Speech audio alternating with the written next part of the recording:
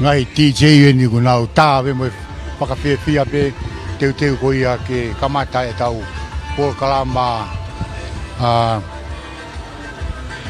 floati ko ia o e ponga pongpongi ni.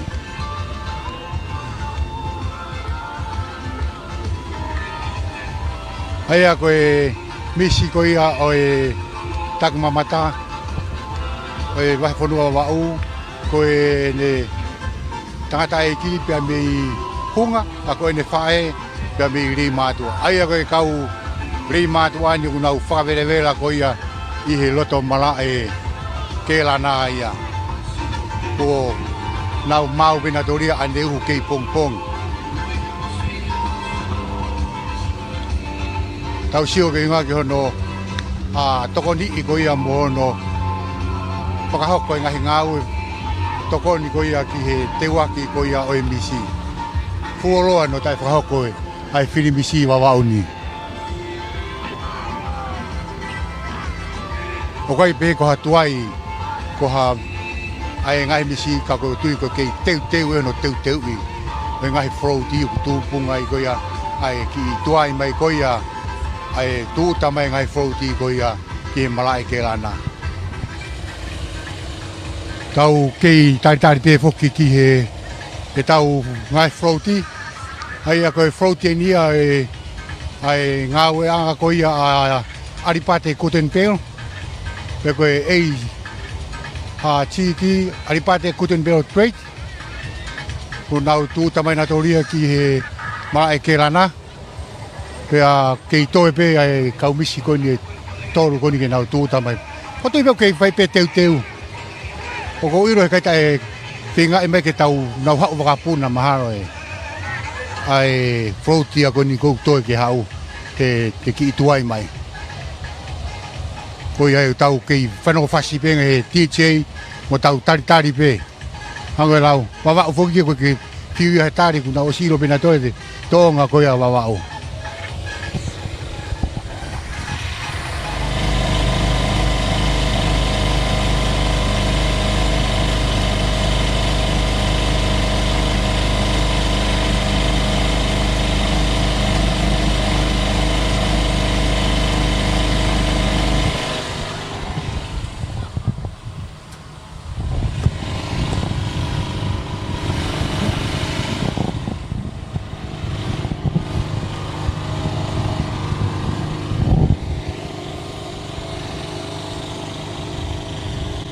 Ki hoko ko te pe tau tari ko e tau Port Kalama ko ia teu e floati o e hoani ia.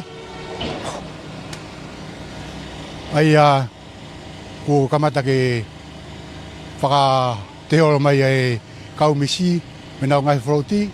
Mau toi pe ai misi e ta pe a o mai ki he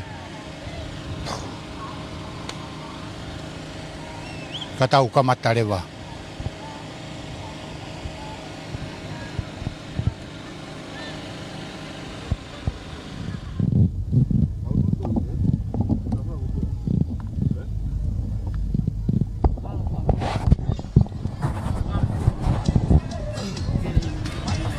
Koe ni ku tau kamata he taimini ai floati ia.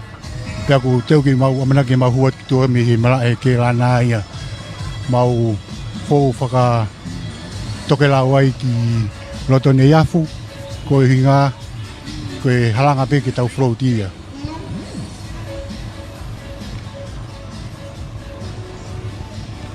Hange hoki pe koe whamatalani nei. Hoku longo ngā toanga wawaura. Koe ngā hi ai teu ko ia o e floati ko ia wike hei lala wafe mawha o e wahe whanua wawau ia. Ai koe kei ropo ke osene o ke hamo mako osene tau e whihe whai ai wike hei lala i wawau. Ko tu pe mina hata o e ono hofurutopo me osene tau e hofurutopo ko e toki whakahoko e ni ai floati tamo e wike hei lala ko ia wahe whanua wawau ia.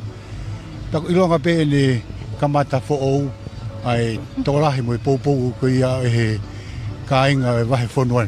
E wahe whanuan foki uana nau mawhan. Ko inga fiu hono tātao. Ko e nau momo kope ki hono langa mai ko ia mau hifo ni e hifo ko ia e mara e hala ke lana ia ki roto ni mau fo faka a toke lawa ki roto ni af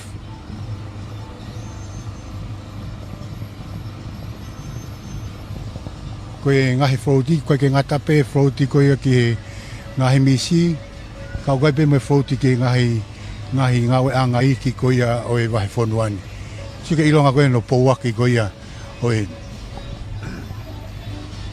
o e polo kalama ko ia wiki hilala ko ia vai fonua wa o di mai ka pate whakahoko he tau fo ogi hen fonu pia hake wa wa rahi ko ilo kai tai ngahi mahala whakawakapa ke re halai tai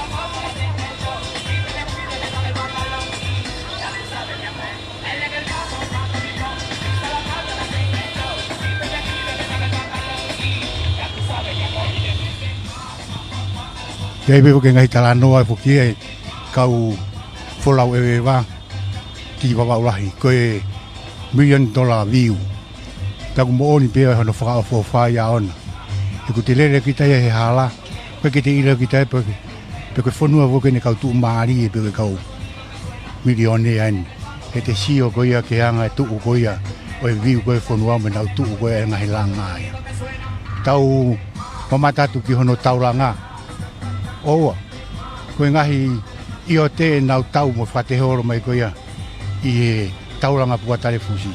O wai fuki pehono rea, ka huni e loro, oa, tau si o ata pepa tau nofo, whakarata ia i pepe, hange pe tau nofo ia vitu ogo. Malu pembo.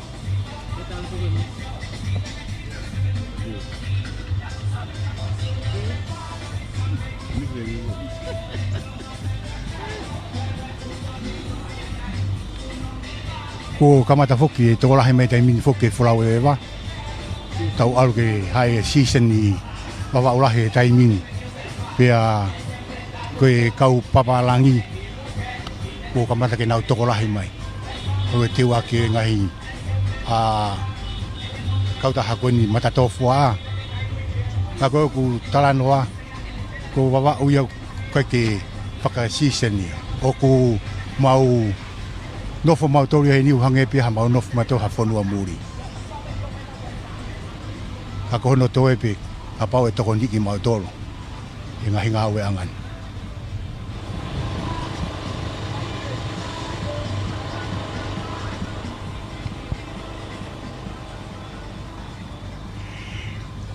Koni mau au mai ki he protokolo roto ne ya fuia. Yaku mau pau fumeni ki he hotere a puatau kanawe ia koe president foki e komiti koe e tak mamata koe vai fonua wau koe pure koe hotere puatau kanawe ko tom whapaya mau wao mai ni ki hono protokolo i roto ne ya tola hei koe kakai koe ia no mamata i koe ia floaty. Panga ke gulawe koe nei fuoloa koe ia ono tai whakahoko koe ia i kātoanga koe ni. Ai taki mamata i he wahe whonuani.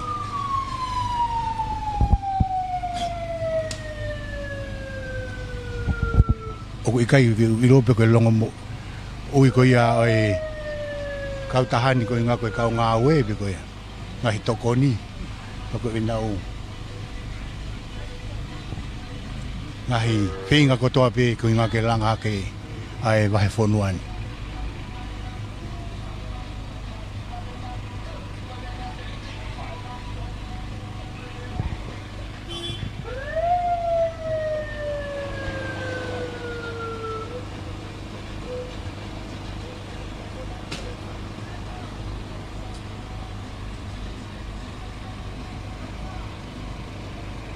I he taimini mau I he protokolo ko ia o nei afu ia.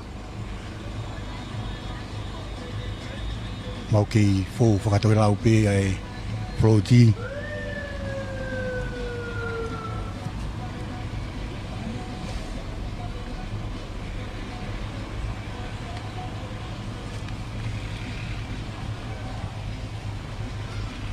Mau fōu whakahi fōu I he taimini, fōu ki he wafu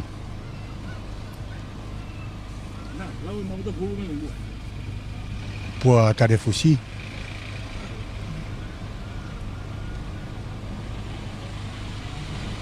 Paketi utukaru ngaru ia mau fōat ki ai, ko ia ngā koe mai taritari pē ke he fōu mai ko ia ngai Froti ko ia I he harapureanga.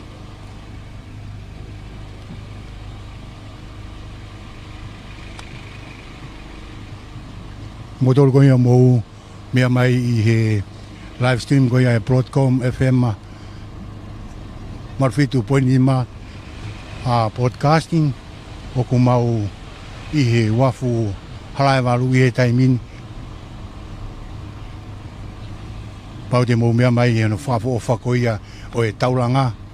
Pea mo e onu pē foki ki he moho ko ia o e māketi utukaru ngalu I he ngahi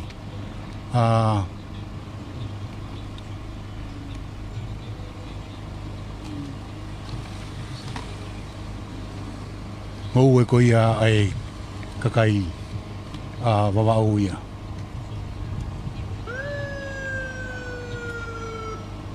Ai ko e Froti aku ki whanonga mai I he lotoni afu taimini, ka kumau I he wha mawhora atu taimini biambi he tawaki ko ia e māketi utukaru ngaru o e taitari pē ki e a umai ai Froti. Aku o tui pē ki koe tuai mei pē koe mamata ko ia e kakai ko ia fuoroa ko ia hanta e whahoko e pia koe koe Froti e vai whanua wau pē koe kātonga ko ia hange ko ia o e wike heilala.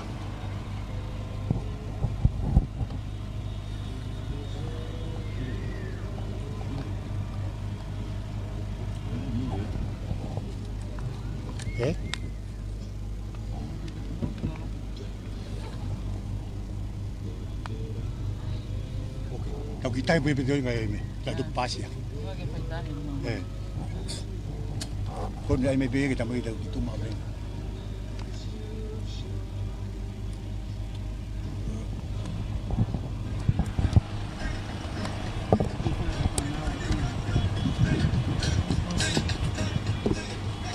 Kamau.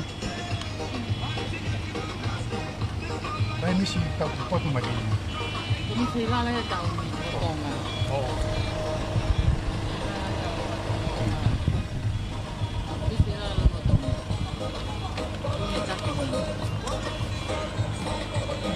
Ai taimini o ku as mai taimini ai misi heilala ko ia o e waf mato waf mafa.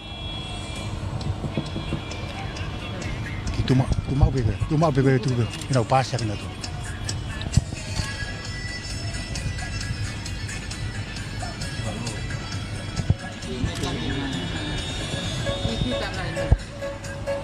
Aku hoko mai mi aku misi taalo. Ai ako hoko mai ako misi taalo ia.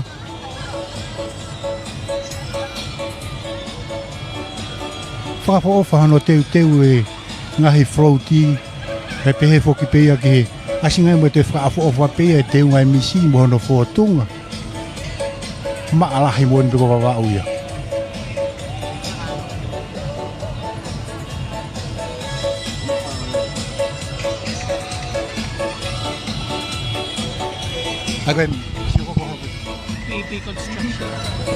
Ai ako e misi hoko mai ko e PP Construction USA. Koa.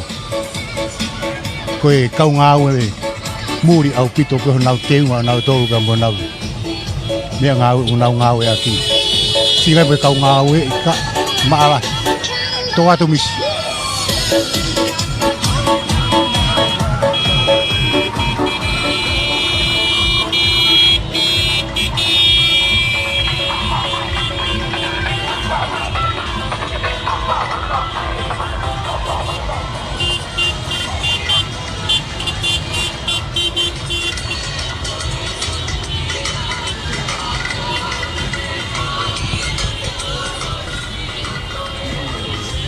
Ai a koe misi lia ai wawa uto isiu.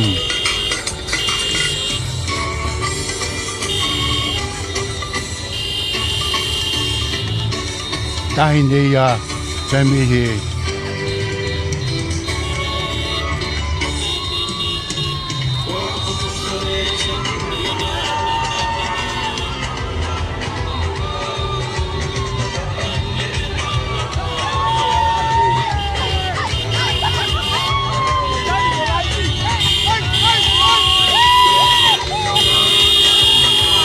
Ai a koe misi e pot ngau e tak mamata ia mahe ponua wau ia.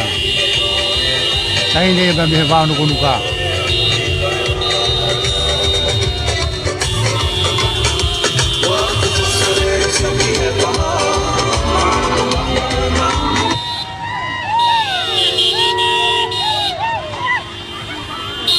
Kou peke ua toe ala ke mea reana a mati.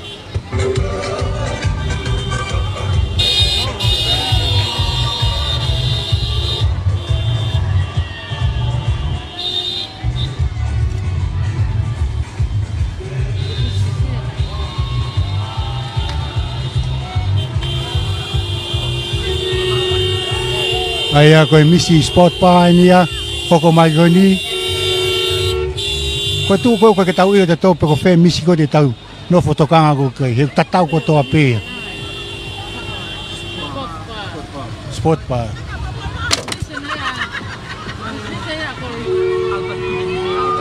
Ai a koe protein nia ai Albert Cotton Pear Creek. Whaka rau ka ke ngata pē. Ngahi froti ko ia e ngahi misi ka kuai vok me ngahi ngau e anga iki ko ia e wahe fonuani unau kau mo nau toru ia i froti ko whakafo whau pito ai ngahi teu teu te pahoko mai pe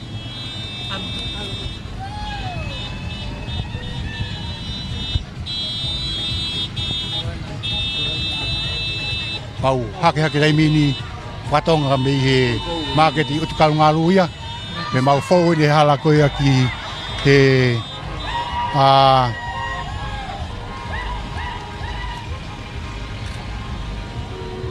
hala ki fani mahaki e taimini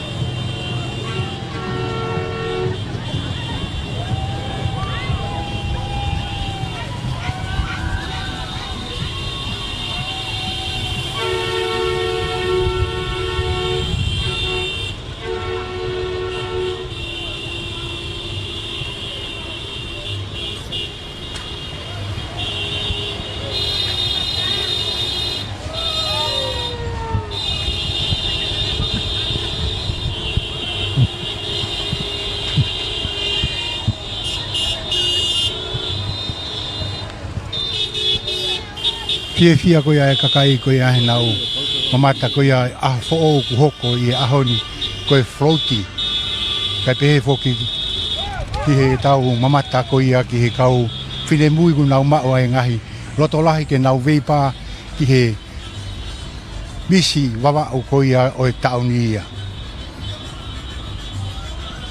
wawa ni foki ia o nau ai pe na toge tau topu he mea katoa. Pete nau kau he folau, pete nau nofo pe nau tau ka ku kei topu pe awa wau ia he ngahi. Fi auhi ko toa pe o ku whakahoko me ngahi katoanga.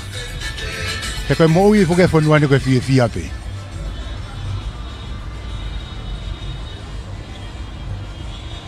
Ko ia i whamanata ki motoru ko toa pe, ko ia pe me he o pe ia pe mo i tapa po tongani, mo fi mamata mai ki he wike hei lala ko ia e vai whanua wa au wafe ma ua whaia ko e Broadcom FM parufitu poinima broadcasting et mai peko ki ai ka ke sio ko ke ngahi ata ke ko ia o e vai whanuan pau ko osa ngahi taurahi ho o whanonga me ni wawa uni ka ke sio ko i taimin to e kehe ange ai ririu ia mo e whotunga ko ia e vai whanuan ene whakaofofa asinga e langa ia ene lahi e pehe foki mo ngahi ngawe anga i ki ko ia o e wahe fonuani e nau tia ngā ue mono langa whanua mono teu ko ia o wawao ke whakaofo whata koe parataisi ia e tau no fōi.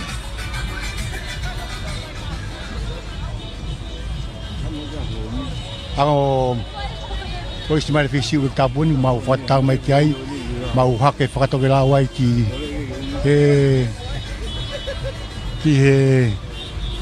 whare mahaki ke a oia e mau ke whakao ke mau whanonga pa mau whok mi ai ki loto ni afu ki mara e pou ono ia ke paa ke pou ono patang mari e ku mau hake mai mi ai te waki ke mau a o ki he pare oe kumi mo ui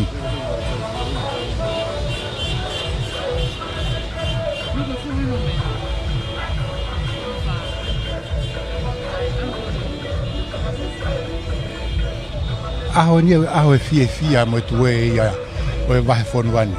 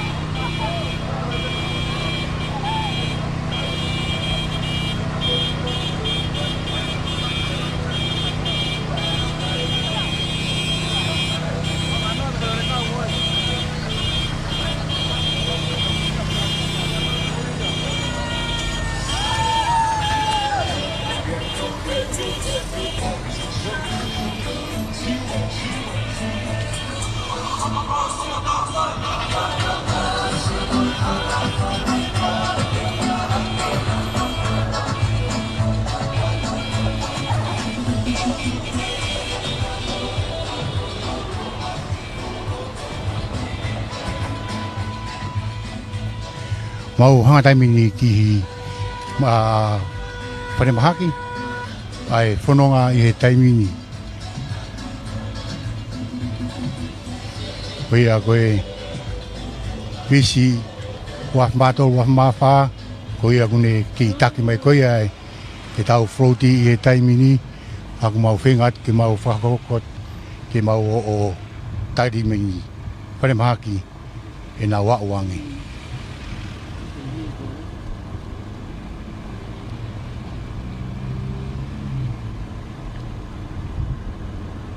Hange pe koe raka koe ane nei, ai whakafo o whakoi ai whonua, ono ngahi viu, ai pehe ke ngahi langa, ai teu koe ai kakai honau taktaha ngahi api, koe ngā, ai maa mo masani koe ia, oe wahe whonuan. Matui whok koe polkarama koe ia oe ahoni o kai ke ngatape i he whirimisi, tau lawa i pe ke tau sio i he whama a koe ia o e whunga e whonua ia. Ngahi api, pia ku muoni ai koe mamaulahi, roto ni afu ia.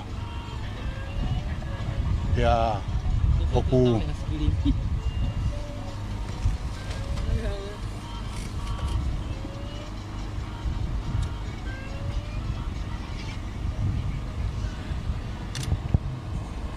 aia koe e taimini umau i orunga taimini i he ofiki i he parimaha ki Pirinis Ngoia o tari me ai koe frauti e ni o kunau whanonga mai i he hake mai koe ki wharemaha ki ia.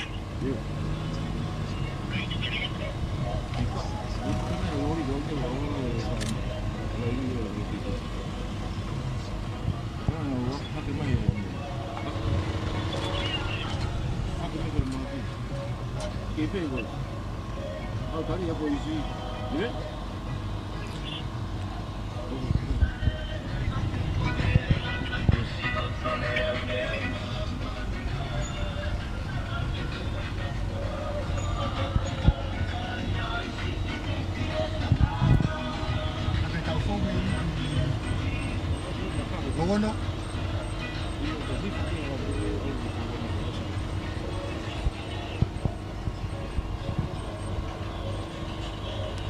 Ai a koe mau ki taitare ni kolonga ia of ki whare maa ki Pirinisi Ngoia. Koe riu me ai whanonga ia ki he paake pouono. Ki he whakakata koe ai polokarama koe ai hoa pongpongi. Pia kahiria tau toki whahako e tau hoka te tau polokarama i he hoa e whiawhi i he taimi waru ia i he hotere pua tau kanawe. Ka koe Froti, nau kei whanonga mai hake mai koe ki Mairefi i whanemaha ki Pirinisi Ngoia. Hei au nau fōu whakatoke lau mai ia pia mi rotokolo ia ki whanemaha ki Pirinisi Ngoia. Hei a koe Froti pe puke nia ai Miss Heilala waf maa tolu waf maa whaakune taki mai koe ai Froti. Hoko mai ki ai Froti koe ai Pongau e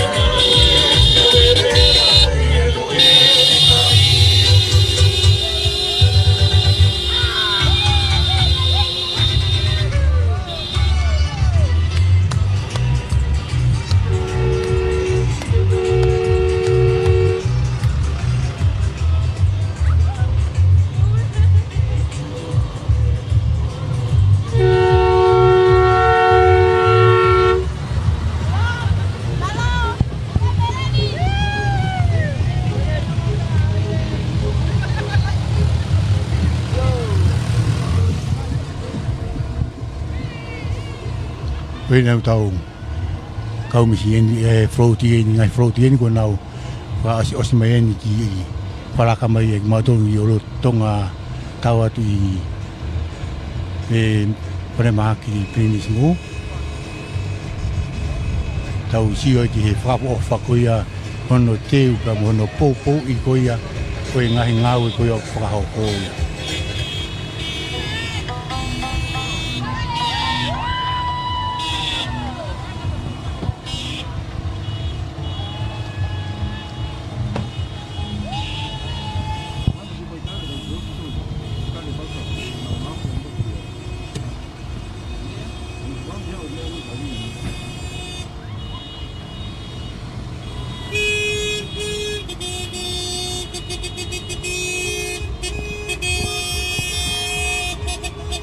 Hei koe tū koe he taimini ia.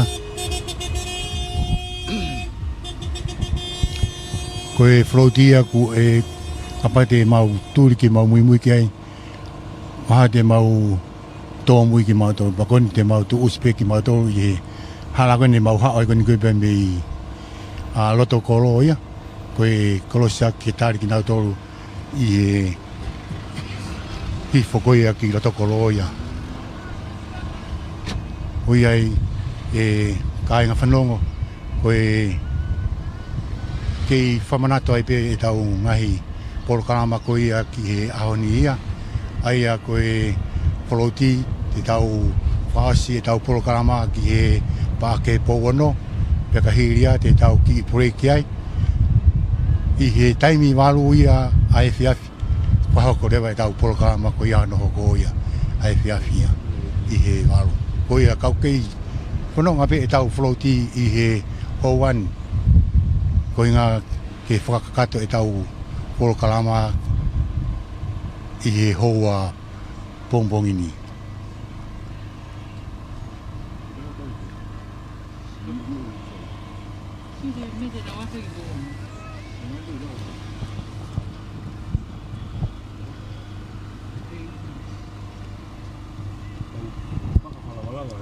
Koe ai ku tau kei.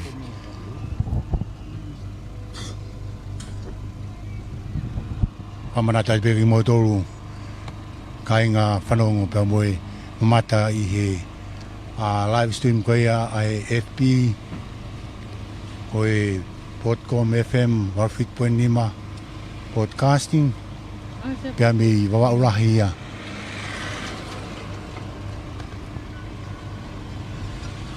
Ai ang mau i he petawlaki anga koe e hala tui ia mo e hala hake ki e whanemaha ki Pirindis Ngoia i taiming mo e taritari ko ia ke a mai ai froti ko ia he na uhifo mai pia me he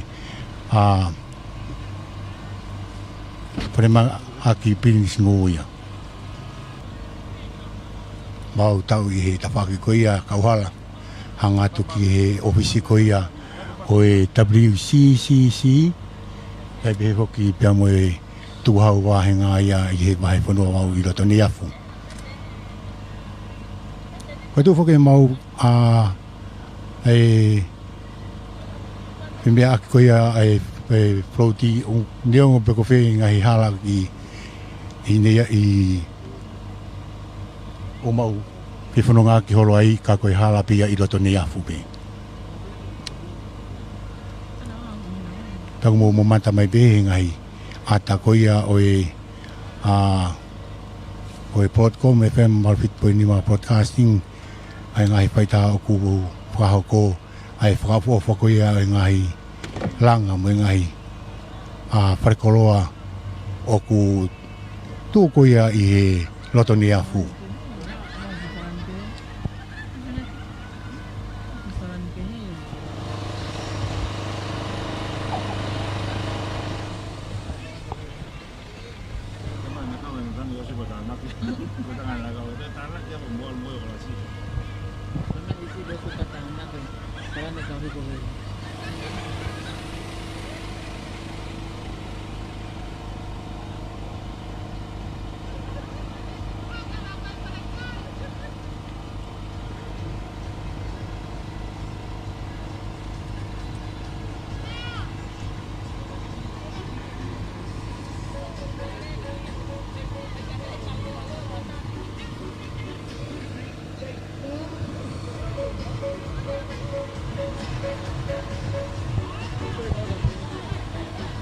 Ko whaafi mai e whauti rei nini. Pikaku mai mau.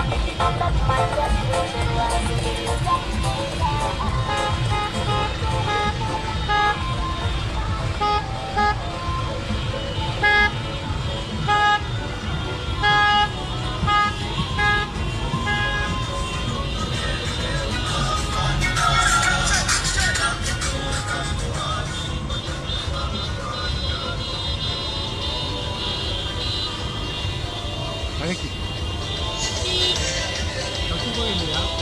Saya tanya ke dia ini. Itu kan mereka tak punya ini. Ini apa betul kan? Power mistake baba. Baru ada kau.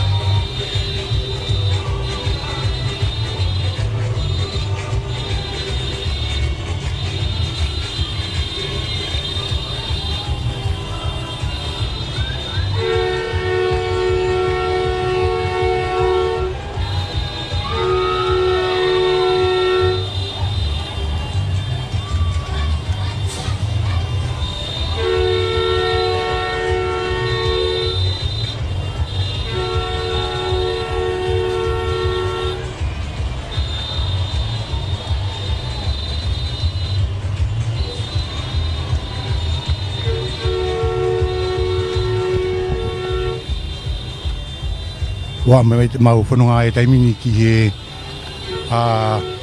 api ako koisi mai whihi siru i tapu ia ki he mala e heru. Ki he tuo e whanawa ko mamata ko ia ki he whauti pa mwe ngahi. Polkarama ko ia ako whakahoko ia. Te koiro pe maha ko e mea o ia e taimini ki a kinau tau ko agora lá onde nai que para fofoca o sene tau e um furo ai punga hi programa pe ni koia ai pa ko i he ngai wiki hila la koia ngai tau ko mari watu koia i he vai fonuania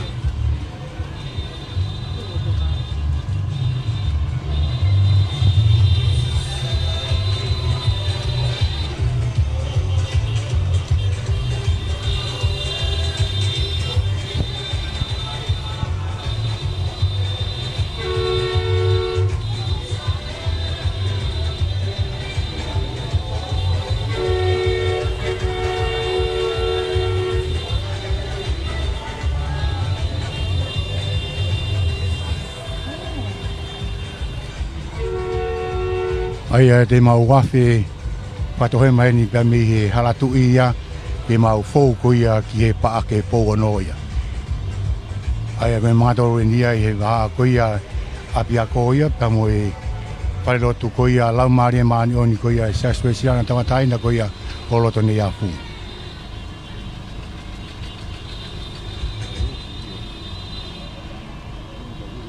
ke u fa la wa ka kai na to ko lahi e nau mamata ko ia i he polokarama ko whakahoko ia. Ko e aha po o weni i he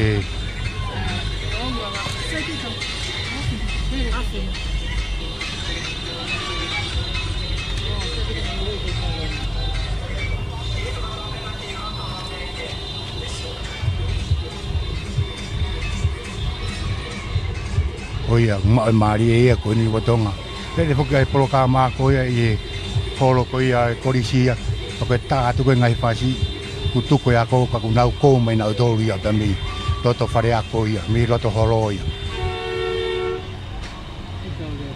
a ho penita o fi ia pa ko ia e a honia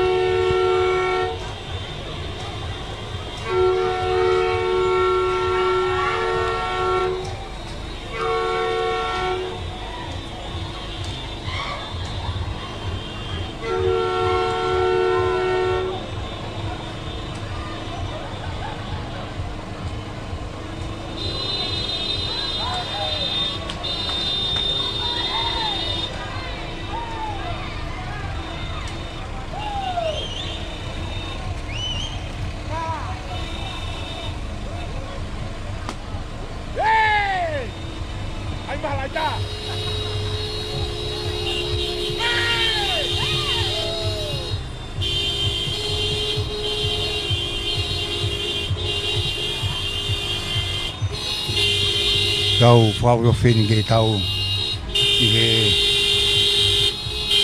pasio se poe programa ko ia o e koa pongpong e ahoni ia ai a ko mau whau mei ki he a pāke pogono ke mau hawhiki ai ko ngā koe kaitaria pogono a pāsi ko ia i tau programa ko e ke he pongpong ini ia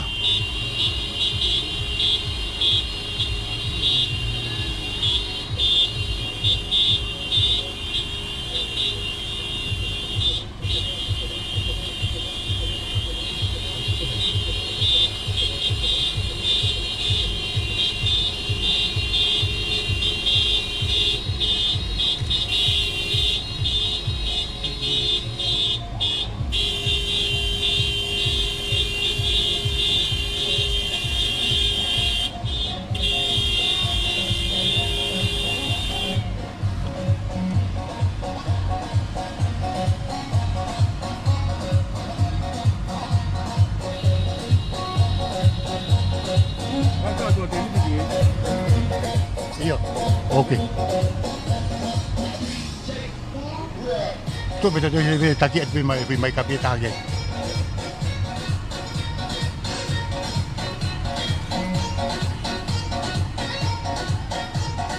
Ok, saya. Ini dah buku ni kau.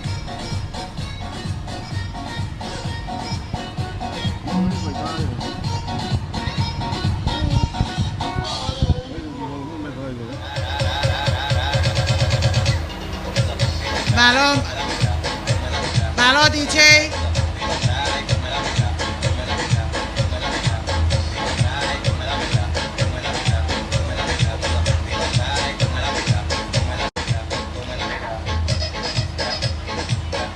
DJ Malo.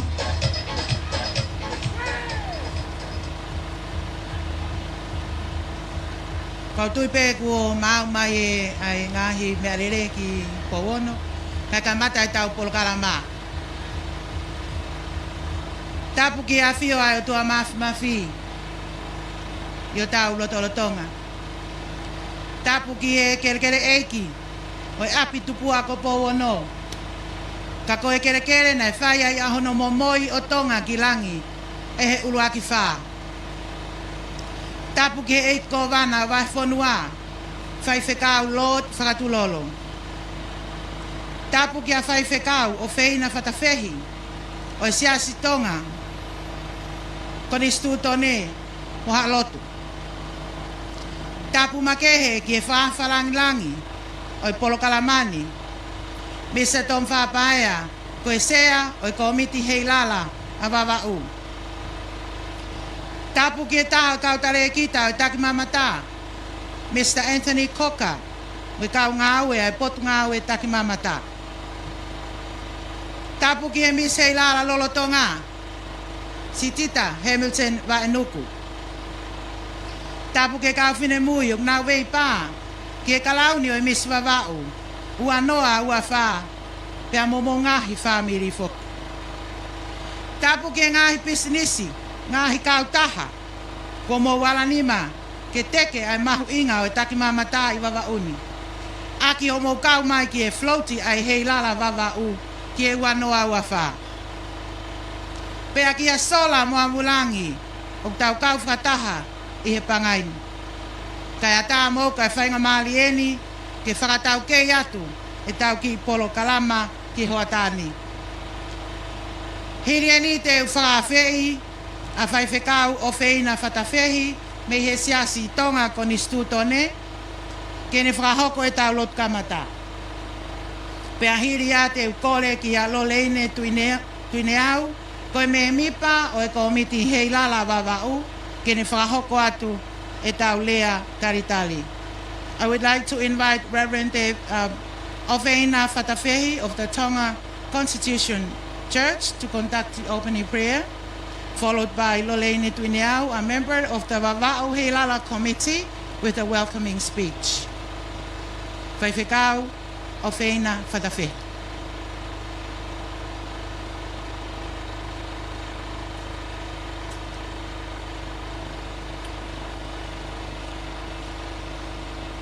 Mua ke whae tau rotu ko whie tataki ki tau tolu. I he mahuinga e aho. Pea moe uhinga. Pea ko wham ke toa mai e sami. O e ngahi aho whakoloa koen ai hoko mai e Pentekosi. O ha mea ke nehanga whakamau mauluta pea ke nehanga Foto umau e tau tui mo e tau whrala o tua. I ngahi aha koe ni mo e ngau e o tau whai. I te au tolunga furu maawalo e ngai same o koe whamatala e peteriake koe ni I ono tolu pe mono ves ono wha. O pehea I he tangata what same. I aha koe na kutangi atu ai. Na ke tari au. Pea e whanongo kia e ngai tui ko toa pe I mamani. I he taimiti ke wholofola mai ai. Pea te nau whai ko toa e ngau e ko ia. O ke wholofola mai. Ke tau rot. E o tua maafi maafi. Kiru aho awhio anga. Tau mamao ange whau. O tae maha kurea ho ngai whau ngā. Whakaofo ke te ki mautolu. Ai ngau e aho koen. Ka buak mai na dol ko tope ko na lava mai ke ap tu ko koen. Ko mau hanga tu ko ko si hova. Ko ia mau falava. Ni mau faka ka to. Afio me ta lo di ko kai ha mai. Tu ke mau no fai puno mo apsi e mau hu ke afiona. Fai ai e mau ngawe mo e mau lo tu hanga tu ke afiona. Ko mau tu. Ke mau no fat ko ka kai. Ko de ko to ai ka spe ko ya. Ako mau Amen.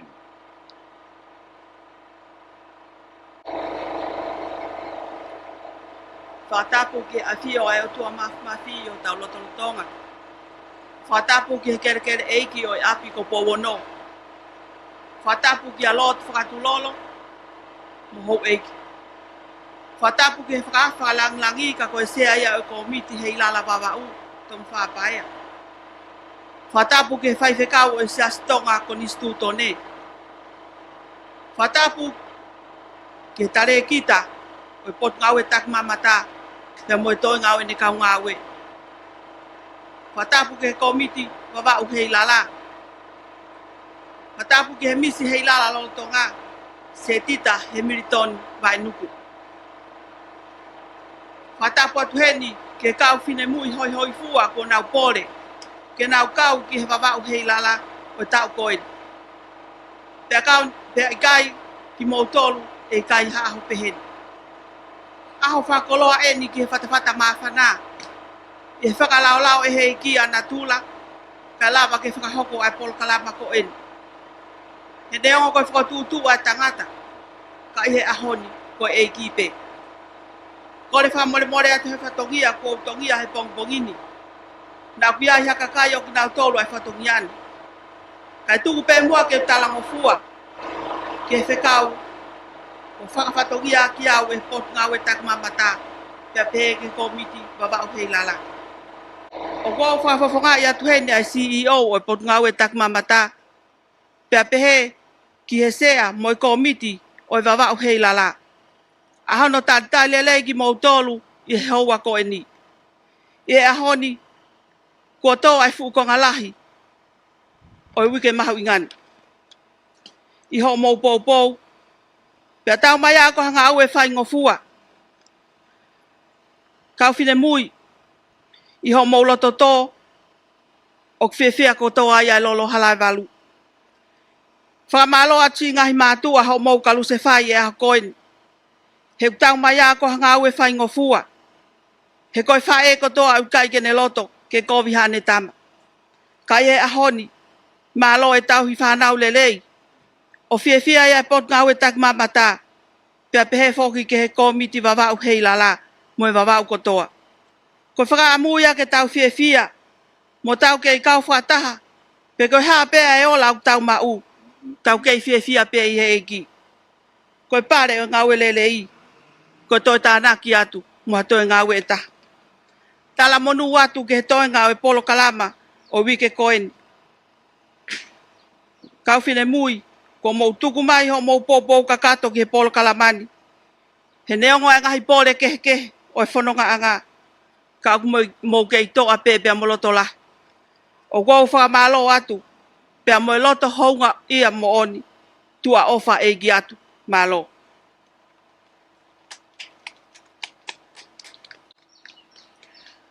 Whamalo ki he whaiwhekau. Pea mo e lotu lelei ne kamata ki e tau polo kalama. Pea pehe ki he lea tātai whao ofa nei whahoko e taha kau me mipa o e komiti hei lala wawau. Ki mua pea hoko atu ke tau polo kalama o ko toi whie whakawhelo aki atu pea e kau whiauhi. Kau whine mui o nau kau ke whiauhi wawau hei lala pageants ke he wanoa uawha. Ka te ukamata aki pea e Miss hei lala lolotonga.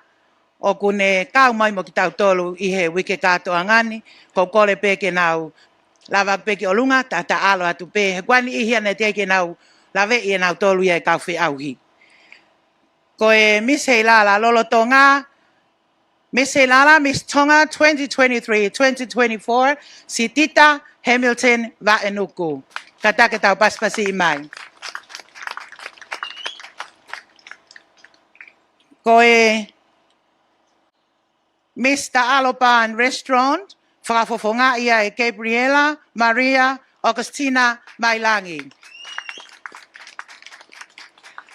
Miss Brandon Bayer Construction USA, whakafofonga ia e Litia Papiena Taufo'o. Miss Ministry of Tourism, whakafofonga ia e Sofron Cosmios Unaloto ki e Melino Latu. Pea ko e whafofonga whika wha, ko Tiare Latanoa i Talafungani kupu tukitoa o kune whafofonga i ai wawa ulahi sports bar. Ko kau whinemuia o nau kau ke he whiauhi, pea nau kau mai ki he floaty o e ahoni. Oku iai whoke ai whamalo ia tu ai floaty ahoni, oku i kai ko e kau sponsor pe o e kau whiauhi o kau mai, ka oku toi kau mai pe mo ngā kau taha businessi, oku i kai ha nau whafofonga ki e Miss hei lala. Ko uhi ngā pe ko e nau whie kau ngā kau whakataha, pea mo e potu ngā au e tak mamata, i hono teke ai potu ngā ai tak mamata i he whonuani. Pea ko kore pe ke tau paspasi i mai ai ngāhi businessi ko ia, o nau kau whakataha mai, pea mo e kau sponsor o e Miss hei lala ki e tau ni. Te uwhawhelo aki atu ai kau whakamau, ngā nau whakamau i ai floaty koe ne ahoni. Pea, kou kore pe o kou ilo pe o kui ai peni i e wheitu pe hene uke iai. Ke lava ke pe o ke mamata mai pe matanga, ko e whahinga na nau whakamau i ai teu lelei, pea moe ngā ue lahi whakawha ofa, nā mau whakahoko i he aho ni, i he Heilala Float Parade a Vava'u. I would like to introduce the panel of judges for this float parade. Ko e whakamau uluaki ko Mrs. Setima Hanif. Ko tuipe ko Maslavata Setima Kingawe. Setima is the owner of Seascape Adventures. Ko e whakamau honoa ko Mrs. Itiri Kauhalaniwa. Ko Itiri e. Ko e Officer Takimamata Malolo Itiri. Pea ko e whakamau whakaosi ko Mr. Folauhola Tautua A. Mamata mai ko Folauhola ini. Folauhola is a health officer in Brinsmu Hospital. Ko e mea ko e hoko kia e tau ki polo kalama. Ko hono whahoka atu e ola e tau floati. Whakawha katoa e ngahi new ideas. O ku whakaha mai e ngahi mea lele. Ngahi teu. He koe ngā ue lahi au pito. Nai whakahoko e he ngahi businessi. Mo e kau sponsor e kau whine mui koe ni. Kiono teu e ngahi mea lele. Pea whakaofa au pito. O kou kore pe ke whakahoko atu ai pare ko ia.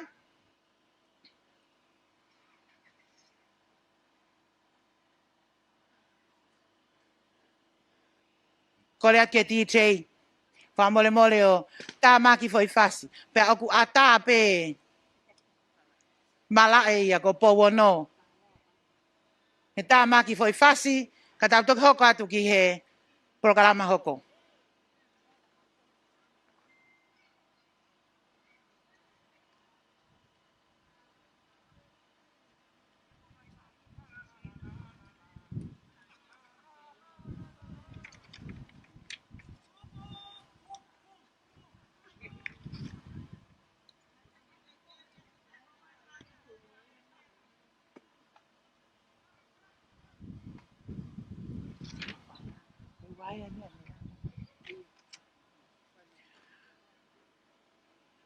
Malo DJ. He wiai pe fo ke DJ whakanatula pe a wawa au ke te whaela tā mea lea ia. O kos DJ pe ia. Koe lolo ia mea lea pe ia. Pe toi ia mea lea ko os mea lea whakanatula pe a wawa ui. Ko tui pe ko mau. Ka tau hoko atu ki he ola o e tau floati. Pea ko whawhewhi ai whalangilangi, whamole, ka ke whakiangi ai ngahi pare koe ni.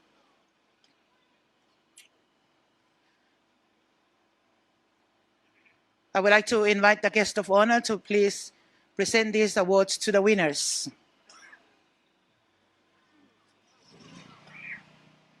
Are you excited to find out who the winners are? O kau tui pe, he kake te aha taha e tai i kai mai, e tai io mai. Te mou io katoa pe he kua mou fiutari. In fourth place, pe koe whā, i he tau floati. Presented with a cash prize of 500 pa anga and a certificate donated by the Ministry of Tourism. Is awarded to Pekoe Wha, Miss Ta'alopa and Restaurant. Kore atu ki hataha o he ngahi whae. Whakaofo ka pau i lava mai hataha ngahi whae. Ki he pare koe ni. In third place, Pekoe Tolu. Fuaki ki ai paanga e taha awhe. Pea mo e certificate. Me he potunga aue. Taki mamata. O fuaki a ki he Miss Vavaulahi Sports Spa.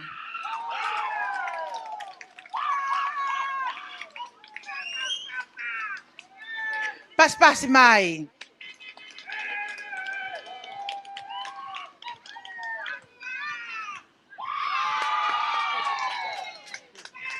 Malo. In second place, Pekoeua. Fuaki kaya ipanga taha afe ni mangeau. Pea mo certificate me he potunga awe taki mamata. Og fuaki ki he Miss Brendan Bayer Construction USA.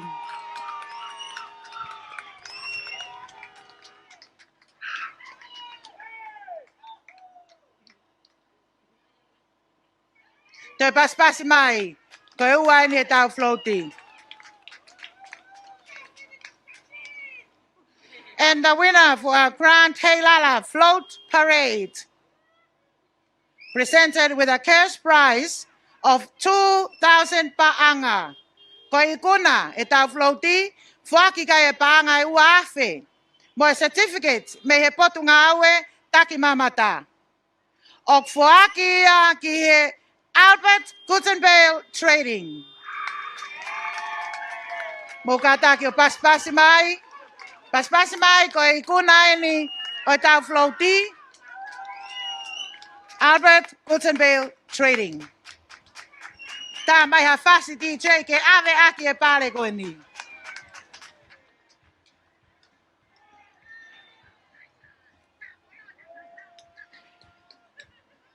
Aku iai pepe a moe Consolation Prize, ko e whakahounga pe, o fuaki pe moia, e he potunga aue taki mamata. Ko e paanga ni mange au, ki he funga Sayone Youth Group. Ka taki, tau paspasi mai, ai whafofonga ko eni me he potunga aue talavou, si asi we siriana o le matua. Malo e poupou.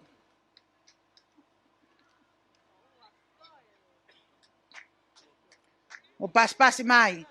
Akai pata mahu foi. O staha hena DJ. Pea ko e toe whakahounga e taha. Another consolation prize of $500 donated by Ministry of Tourism, and a certificate is awarded to Miss Ministry of Tourism.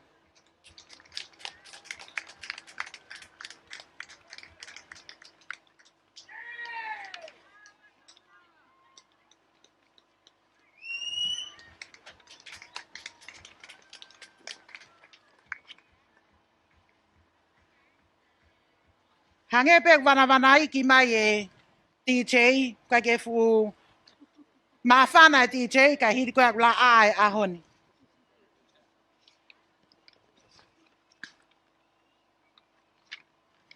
Ko tawa mai ki he tau mui e tau polo kalama.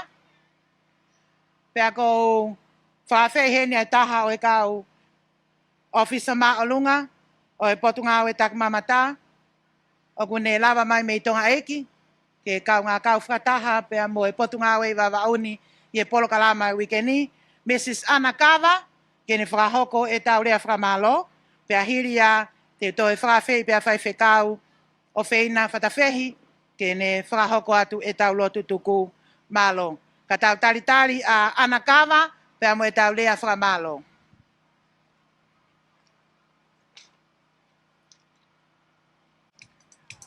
Tapu ke o tua o kune a fio i heni mok tau tolu. Whakatulou pe ko whakapa-apa. Ke kele o api ko po wono. Ka koe kele tupua o lotu. Whatapu ke he eiko wana o e wahe whanua wawau. Whakatapu ke he whakaafi whakalangi o e ahoni. Ka koe sea ia o komiti hei lala a wawau. Pe au kou kole, ke u whakamalu atu. He tala whakatapu ka kato, ko au whake atu pa mei muani. E au whakakoloa koeni. Kai ata mo oku ai whainga maari e koe ni. Ke utala ngofua. Ke whekau ko omi mo oku he polo kalama. I he aho koe ni. Ok mo oni ai hiva koe oku pehe. Ko osi teu pe e nā tula. Awa ulahi. Talu mei mua. Ka koe ahoni ia. Ka moe fia. Ka moe pata. Ko iai ai ka inga lolo a halai walu. I he whai ange. Pia toi foki mai. Ai katoa ngā hei lala ki wawau la. Koe whakamalo oi ahoni. To mua tuku peha whakamalo ke otua. He koia o ko ona a ngahi whainga maari e kotoa pe. Ko tau inasi hai he ahoni. He kane tae oua e ne kau mai. He kai lava e whatongia oi ahoni. Whakamalo atu. Ke whakawhi whakalang oi ahoni. Kai pehe ki ho komiti. Pia moe tataki. Moe whakauta. Moe pou. Moe tuu mai. Ke langa. Ai taki mamata. He wahe whanua wawau. Malo e ofa whanua. Malo e mamahi i me. Malo ho molo toto. Ke mo wala mai. Ke kipot ngā ue. Tak mamata. Mo whalau e wa atonga. O at whoka e whakamalo he ahoni. Ke ngahi mātua. Tau hi whanau. Ka pē ke ngahi whamiri. O kau whine mui. Ko nau loto tō. Ke nau wei pā ke mis. Hei lala wawau. Malo e wale ia tama. Pa koe whakakoloa ia ho mo wala mai. Ko hi ko mo ofa ho mo whanau. Pia ko whaka ofa ia ahoni. Ahono mea kotoa. Whakamalo lahi atu kia tek mo tolu. Whia whakamalo whoki heni. Ki he wawau kotoa pe. He kai te whakalau hingoa. Petu unga. Ka kou whia whakamalo atu. Malo e poupou. Maulele mai pe. Me tonga eiki. Ke mau poupou atu. Ka mau si o mata. Iho mou maa whanā. Pei kai te mau ofo. He koe whata maa whanā eni. Iho mau poupou. Pa moi whakawhia e mau sio. Ke langa ngau e ko mou whai. Mai wahe whonua. Ke whawheta ia pa moi whakamalo e aho koeni. I kai kia mea ia e potu ngau e mau. Ke whakahounga aki. Homo popo o whai. Koe mea pe o mau. Koe omi pe ke tau kau ngā whia mo whawheta. He whai ange pe a lava ke whakahoko. Ai kātoanga hei lala. Ai wahe whanua wawau. O mau tala monu atu. He mau heni pa mo e tale kita. O e tawha aki. Ke whakalaka ngahi ngā we. Mei tonga. Ko Anthony Cook. Ke mau whakafofonga i atu ai potu ngā we. CEO. Ka ma ek minister. Ai mau whakamalola hi atu ka te mautolo. Paneangu take ose polo kalama. Ka kuato e mau whakamalo pa mo mau tala monu. Whakatawange. Ke tau mau hahoko atu mo whaka osi. Ai kātoanga hei lala wawau. Ke tau mau ai fia. Pa mo whakawhetai. I ngahi ngau e kotoa pe ko tau whai. O pehe ai ki lea. Pa mo whakamalo. O atu i he hoa koe ni. Lewe e lea. Malo.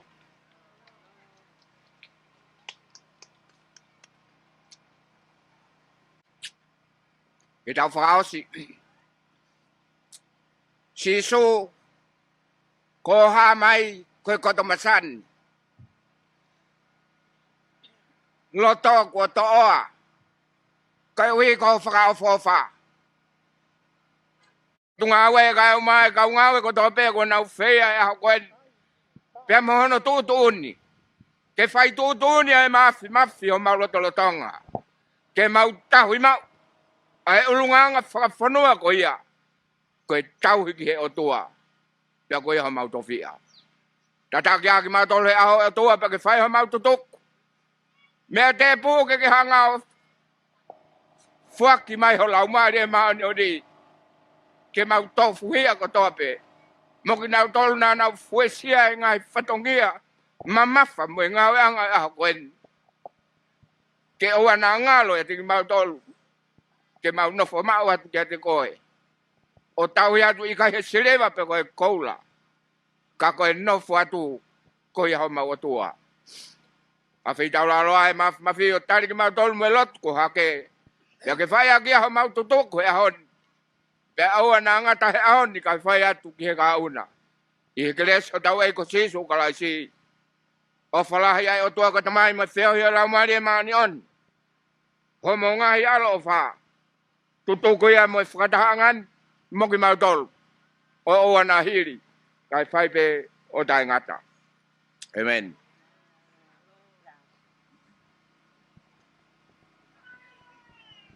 Lava tau polkalama famalo at ke falangi pe ki he kau misi. Whamaro atu tawa mai ki he tō mui ko ia e laki ki pōkarama ko ia e aho ia, koe tau floati, ko ia, koe e whamaro lahi eni ki he kaunga aue, paho koe whatongia, ki a aripate kisina, ki he tau live stream, mo e ngawe lahi ko ia e whakaha koe e aho nia.